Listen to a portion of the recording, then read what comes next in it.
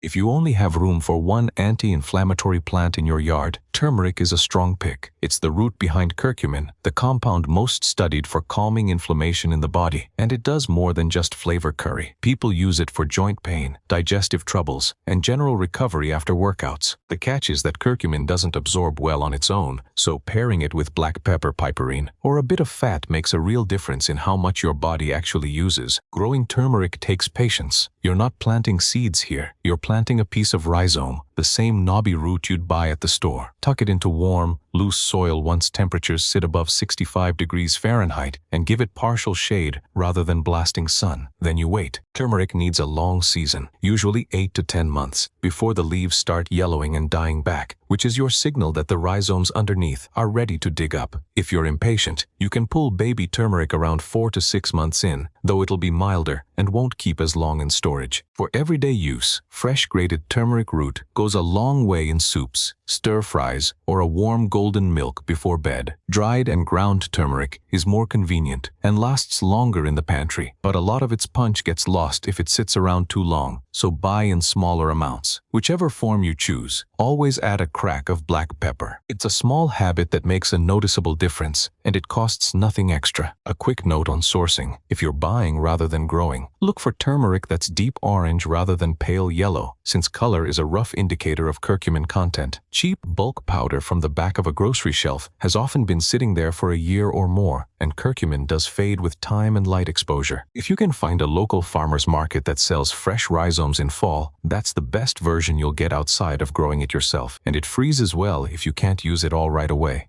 Cat's claw gets its name from the small curved thorns along its vine, and it's a staple in Amazonian herbal medicine for arthritis and general inflammation. The bark contains alkaloids that appear to modulate the immune system, calming an overactive inflammatory response rather than just masking pain. It's often used by people dealing with joint conditions, and some also reach for it during recovery from illness, since it's traditionally associated with supporting the immune system more broadly. This is another slow one, and honestly not very practical to grow at home unless you live somewhere tropical with a lot of space. Cat's claw is a woody vine native to the rainforests of Peru and neighboring countries, climbing high into the canopy with the help of a trellis or nearby trees. It needs warm, humid conditions and partial shade, and even under good conditions, the vine has to reach at least 8 years old before its stems are thick enough to strip for usable bark. In practice, most cat's claw sold commercially comes from managed or wild forest stands in Peru, harvested by cutting the vine a foot or two above the ground and letting it regenerate from the base. For home use, the bark is typically simmered into a decoction rather than a quick steep, since it takes longer to release its compounds than a delicate herb like chamomile would. Simmer chopped bark in water for 15 to 20 minutes, strain, and drink it as a tea once or twice a day. Capsule or tincture forms are also widely available and are a simpler option if you don't want to deal with straining bark at home. Because wild harvested cat's claw has faced sustainability concerns in parts of the Amazon, it's worth looking for suppliers who source from managed forest plots rather than unregulated wild stands. It's also not recommended for anyone on immunosuppressant medication, pregnant, or preparing for surgery, since its effect on the immune system can interfere with those situations. As with most of the plants here, checking in with a doctor before daily use is a smart move rather than an overreaction.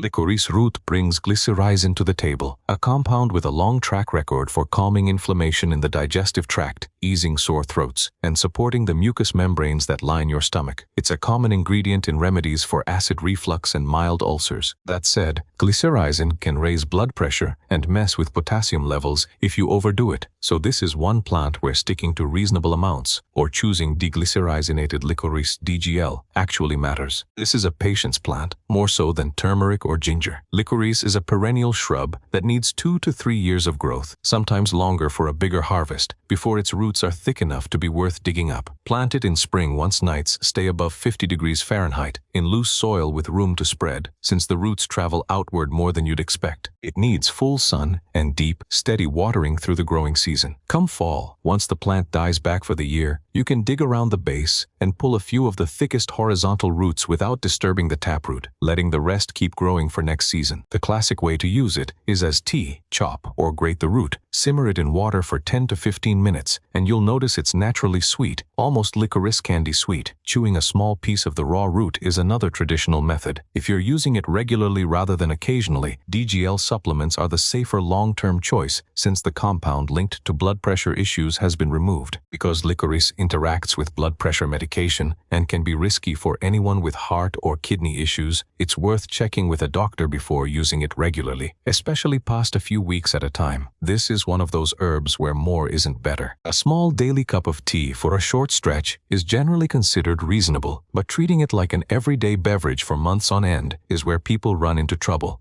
Boswellia, also called Indian frankincense, comes from the resin of a tree rather than a root or leaf. It's one of the most researched plants for joint inflammation specifically, thanks to boswellic acids that seem to interrupt a pathway your body uses to create inflammatory compounds. People with knee osteoarthritis or general joint stiffness often turn to Boswellia extract because a fair number of clinical trials show it easing pain and improving mobility over several weeks of use. This isn't a plant for the average home garden. Boswellia trees grow in dry, rocky regions of India, the Middle East, and parts of Africa, and they need to be around 8 to 10 years old before farmers start tapping them for resin. Tapping involves making small cuts in the trunk during the hottest, driest months, then waiting a couple of weeks for the sap to harden into golden brown tears of resin, which get collected, sorted, and dried further before they're sold. A single mature tree gives up only about a kilogram or so of resin a year, part of why Boswellia supplements aren't cheap, and also why sustainable harvesting matters so much for these trees. Since you're not likely to be growing this one yourself, the practical route is buying standardized Boswellia extract, usually in capsule form, and looking for one that lists a percentage of boswellic acids on the label. Whole resin can also be chewed like the traditional salai guggle or simmered into a tea, though the taste is bitter and takes getting used to. Capsules are simply the more consistent, dosable option for daily joint support. One more thing worth knowing, not all Boswellia extracts are created equal. The active compound, acbe, varies a lot between brands depending on how the resin was processed, so a cheap, unstandardized extract may barely do anything compared to a well-made one. It's also worth giving it time. Unlike an aspirin, Boswellia tends to work gradually, with many people reporting the biggest improvements after 4 to 8 weeks of consistent use rather than overnight.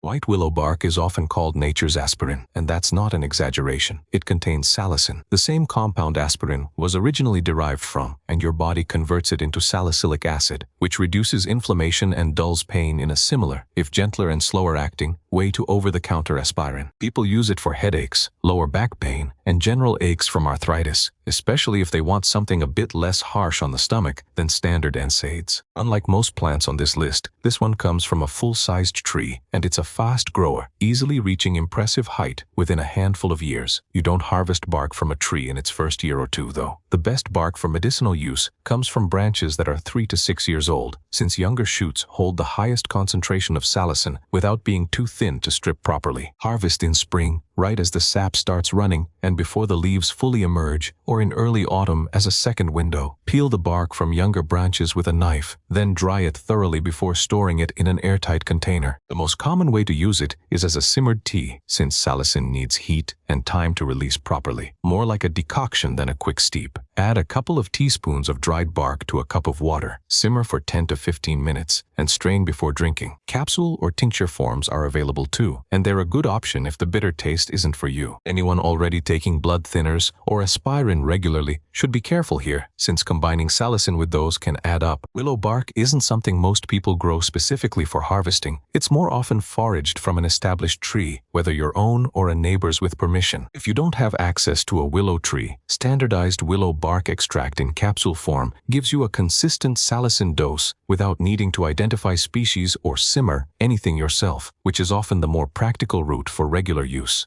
Chamomile is the gentle one on this list, more of a calming, everyday anti-inflammatory than a heavy hitter for serious joint pain. Its flowers contain apigenin and other flavonoids that ease mild inflammation, particularly in the gut and skin, and it's long been the go-to herb for settling an upset stomach or winding down before bed. Because expiled, it's one of the easiest plants here to work into a daily routine without much thought. The good news is that chamomile is fast. Sow seeds directly in loose, well-drained soil after your last frost, and don't cover them. They actually need light to sprout. Germination happens within 1 to 2 weeks, and the whole plant goes from seed to first flowers in roughly 8 to 10 weeks. It's a cut-and-come-again bloomer too, so once it starts flowering you can keep harvesting blossoms every few days right through the season, which keeps the plant producing more. Pick the flowers in the morning, just after they've fully opened, since that's when their oils are strongest. Drying the petals is the classic bath. Spread them on a tray in a warm, dark spot for a week or two, then store them in a sealed jar for tea whenever you need it. A cup before bed is the most common use, but chamomile also works well as a mouth rinse for mild gum irritation or as a cooled compress on irritated skin. Fresh flowers, steeped right after harvest, taste noticeably better than anything store-bought, so it's worth growing even a small patch just for that. If you're new to growing herbs, chamomile is a genuinely good starting point precisely because it's so forgiving and quick to reward you. It also reseeds itself readily, so once you've grown a patch 1 year, you'll likely see volunteer seedlings pop up again the next spring without any extra effort. Just keep in mind that chamomile is in the ragweed family, so anyone with ragweed allergies should introduce it carefully and watch for reactions before making it a daily habit.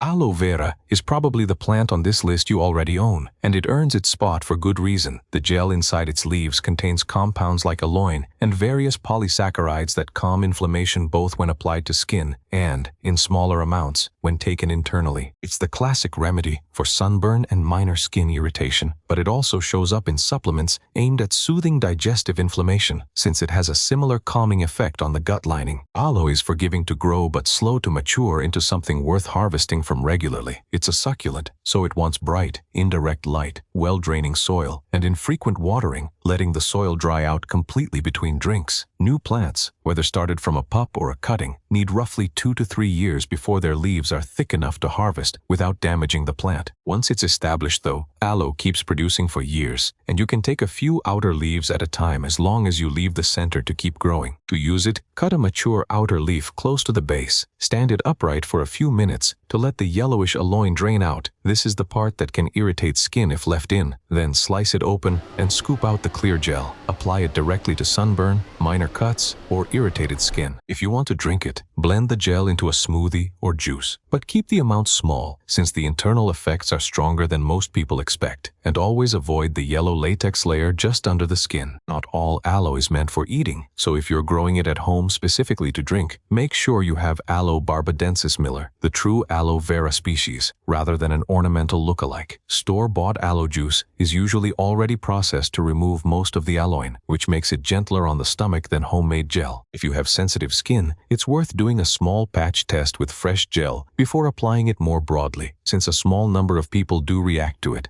Ginger is turmeric's cousin, and it works a little differently in the body. Instead of curcumin, you get gingerol, a compound that eases nausea, soothes sore muscles, and takes some of the edge off inflammatory pain, especially the kind that flares up after intense exercise or during a cold. A lot of people reach for ginger tea when their stomach is upset, and there's decent science backing that instinct. Like turmeric, you grow ginger from a piece of rhizome rather than a seed, and the timeline is nearly identical. Plant it in early spring once the soil has warmed. Keep it in loose, well-draining soil with some shade from harsh afternoon sun, and water consistently without letting it get soggy. The plant is slow to show progress at first, since it's putting energy into roots before anything appears above ground, but by late summer, you'll see the stems fill out. Full maturity takes 8 to 10 months, and you'll know it's time to harvest when the leaves yellow and the stems fall over. If you can't wait that long, baby ginger, thin-skinned and mild, is ready in 4 to 6 months. Fresh ginger is the most versatile way to use it. Grate it into stir-fries, steep slices in hot water for tea, or blend it into smoothies. A small knob a day is plenty for most people. Dried ginger powder works too, and is actually a bit more concentrated, so use less than you would with fresh. If muscle soreness is your main concern, some people rub diluted ginger oil on the area, though eating it consistently tends to have the bigger overall effect. One thing worth knowing, pregnant women are usually advised to keep ginger intake moderate, since large amounts have been linked to complications in some studies, even though small amounts for nausea are generally considered fine. If you're growing your own, a 5-gallon grow bag works surprisingly well for a single plant and makes harvesting much easier than digging through garden soil, since you can just dump the whole container out when it's time.